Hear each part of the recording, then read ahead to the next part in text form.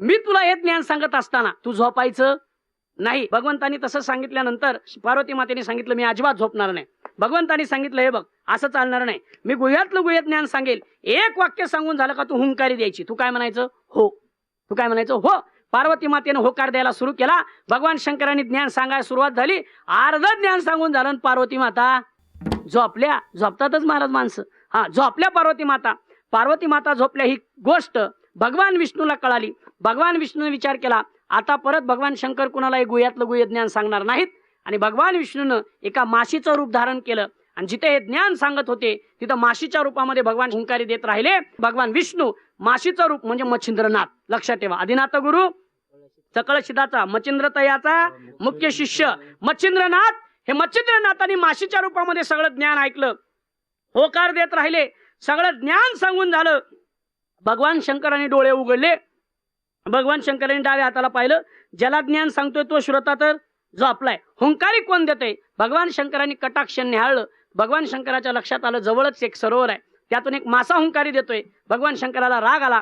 आपल्या हातातला त्रिशूळ घेतला आणि भगवान शंकरांनी त्या दिशेने फेकला. ते भगवान विष्णू होते. भगवान विष्णूने विचार केला भगवान शंकरांनी फेकलेलं शस्त्र आहे, जर त्या शस्त्राचा मी मान ठेवला नाही तर भगवंताचा अपमान होईल. म्हणून त्या माशीचा कान छेदून ते शस्त्र पलीकडे गेलं. महाराज तेव्हापासून आजपर्यंत नाथ परंपरेमध्ये कान फाडण्याची पद्धत आहे. नवे नवे नाथ परंपरेमधले आपण हिंदू आहोत म्हणून आपल्याकडे सुद्धा कान टोचण्याची पद्धत आहे. विठाला विठाला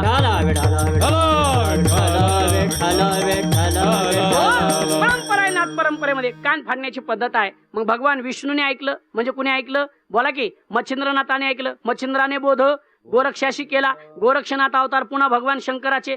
त्याच्याकरता नवनाथ ग्रंथ उघडा आणि वाचा, मग तुम्हाला कळल. गोरक्षनाथ अवतार भगवान शंकराचे. गोरक्ष वळला गहिनी प्रती. पुन्हा गहिनीनाथ अवतार कुणाचा? भगवान विष्णूचा. गहिनी प्रसादी निवृत्ती दातारा. निवृत्तीनाथ अवतार कुणाचे? सदाशिवाचा अवतार. स्वामी निवृत्ती दातार. हा, निवृत्तीनाथ म्हणजे सदाशिवाचा अवतार. आणि पुन्हा भगवान विष्णूचे अवतार म्हणजे भगवान श्री ज्ञानोबा आहे. महाविष्णूचा अवतार सखा माझा ज्ञानेश्वर. हा सखा माझा ज्ञानेश्वर. सखा माझा ज्ञानेश्वर. महाविष्णूचा अवतार सखा माझा ज्ञानेश्वर. सखा माझा ज्ञानेश्वर. सखा माझा ज्ञानेश्वर. महाविष्णूचा अवतार सखा माझा ज्ञानेश्वर. ज्ञानोबारायांनी गुह्यातलं गुह्य ज्ञाने बाहेर आणलं आणि ज्ञानोबारायांनी ही एक गुरु एक शिष्य परंपरा बाजूला केली. ज्ञानोबारायांनी ज्ञानेश्वरीच्या रूपाने, ज्ञानोबारायांनी हरिपाठाच्या रूपाने, ज्ञानोबारायांनी अमृत अनुभवाच्या रूपाने, ज्ञानोबारायांनी चांगदेव 65च्या रूपाने, अभंग गात्याच्या रूपाने हे ज्ञान गुह्यातलं गुह्य ज्ञान आपल्या पुढं प्रगट केलं. अशी अलौकिक कृपा ज्ञानोबारायांनी आपल्यावरती केली. म्हणून एकनाथ महाराज ज्ञानोबाराला कृपाळू म्हणतात. विठाला विठाला.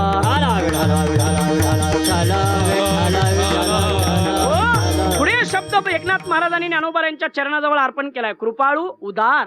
मग महाराज उदार कुणाला म्हणायचं? उदार कुणाला म्हणायचं? खरं सांगू, तुकोबारायांच्या भाषेत सांगतो, या जगात जर खरे उदार कोण असतील तर ते फक्त संत आहेत.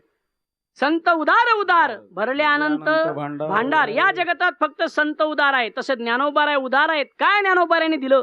ज्ञानोबाराला उदार का म्हणतात? उदार कुणाला म्हणतात? ज्याचा देण्यामध्ये हात खंडा आहे त्याला उदार म्हणायचं. एक वाक्य सांगू, आपण एखाद्या माणसाला किती जरी दिलं तर आपलं आपण दिलेलं पुरत नाही. एक वाक्य बोलू, संसारिक माणसाने किती जरी दिलं तरी पुरत नाही आणि देवानं दिलेलं कधी संपत नाही. मग माणसाला देताना देवाने तर द्यावं नाही तर संतांनी तर द्यावं. आपण दिलेलं काही पुरत नाही महाराज. ज्ञानोबाराय उदार आहेत. काय ज्ञानोबारायांनी असं उदारत्व केलं म्हणून एकनाथ महाराज ज्ञानोबाराला उदार म्हणतात. ऐका, थोडस ज्ञानोबारायांची ज्ञानेश्वरी सांगतो. भगवान श्री ज्ञानोबारायांनी ज्ञानेश्वरी नावाचा असा ग्रंथ लिहिला. त्या ज्ञानेश्वरीमध्ये सगळ्या गोष्टी आहेत. मायबाप थोडं पुढे बोलू. जे विश्वात आहे ते सगळं ज्ञानेश्वरीमध्ये आहे. पण अजूनही काही गोष्टी, अजूनही काही शोध असे आहेत जे ज्ञानेश्वरीमध्ये अजूनही आहेत पण आपल्यापर्यंत आले नाहीत. अहो साधं उदाहरण आहे, या गोष्टी ज्याच्यावर चालतात या लाईटचा शोध सुद्धा माझ्या भगवान श्री ज्ञानोबारायांनी लावला.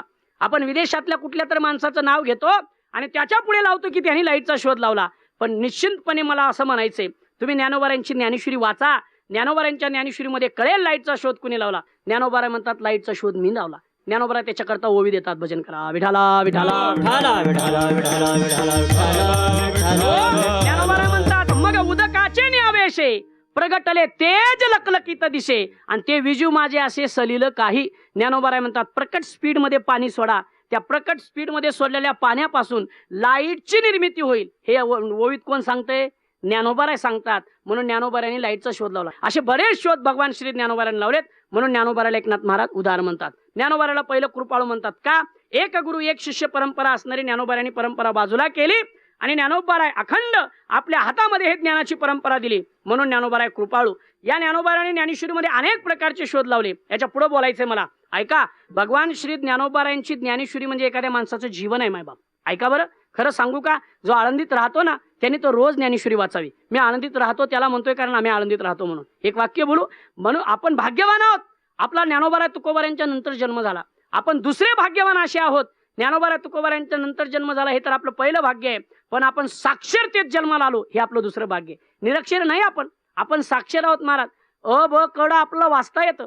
म्हणून हात जोडून माझी आपल्याला विनंती आहे, आपलं वाचता येतं ना, रोज भगवान श्री ज्ञानोबारायांच्या ज्ञानेश्वरीतल्या 2 तरी ओव्या आपण वाचावी. हा न्याय आपल्या जीवनामध्ये नियम करा.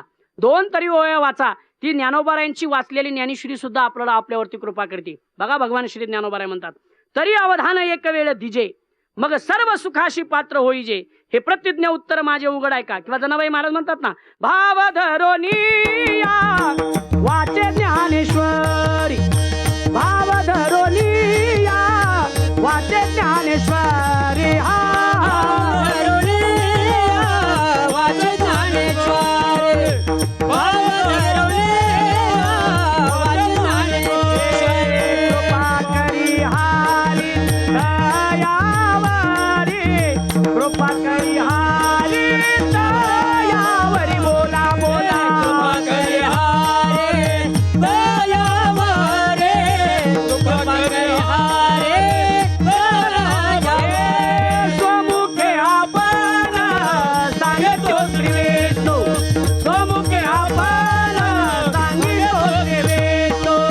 गोमुखी आपण सांगत असे विष्णू, गोमुखी आपण सांगत असे विष्णू. ओ, भाव धरून या वाचे ज्ञानेश्वरी कृपा करी हरी तयावरी. मग ज्ञानेश्वरी ग्रंथ आहे, त्या ग्रंथाचा अध्ययन करा. आपल्यावरती भगवान विष्णू सुद्धा म्हणजे देव कृपा आपल्यावरती करतो. मला असं वाटतं आपल्याला जर ज्ञानोबारायाची संगत करायची असेल तर आळंदीमध्येच या आणि समाधी पुढेच बसा असं नाही महाराज. जिथे असाल तिथे राहा आणि ज्ञानोबारायांनी लिहिलेल्या ज्ञानेश्वरीच्या ओळीवरती बोट ठेवा. माझे श्रीगुरु डॉक्टर बप्पा म्हणत असतात, बप्पा सांगत असतात महाराज आपण ज्ञानेश्वरी जर उघडली आणि त्या ज्ञानोबारायांच्या ज्ञानेश्वरीच्या ओळीवर जर बोट ठेवलं तर ती ठेवलेलं बोट भगवान श्री ज्ञानोबारायांनी लिहिलेल्या ज्ञानेश्वरीवरच्या ओळीवरच्या शब्दावर नाही तर आपण ठेवलेलं बोट हे भगवान श्री ज्ञानोबारायांच्या चरणावरती आहे. आपण ठेवलेलं बोट भगवान श्री ज्ञानोबारायांच्या चरणावरती आहे. मग आपल्याला जर वाटत असेल आपल्याला ज्ञानोबारायाची संगत घडावी